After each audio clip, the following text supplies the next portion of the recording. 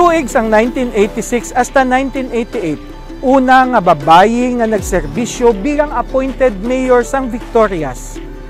Bilang una nga gin-appoint nga babayi nga alkalde pagkatapos ang EDSA Revolution, nagpabilin siya nga dako nga impluwensya sa komunidad pinaagi sa pag-una sa pagsimento sang mga dalan nga nagaagi sa Daan Banwa Elementary School kag Hoover Street.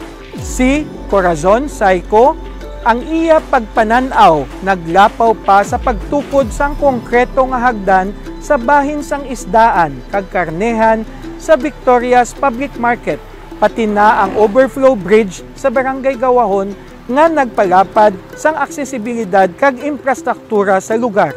Dugang pa, si Corazon Saico, siya ang naglunsar sang proyekto sa pagtanom sang mga kahoy sa public plaza kag nagpakita sang iya paghangkat para sa environmental sustainability kag pagpatahom sang banwa.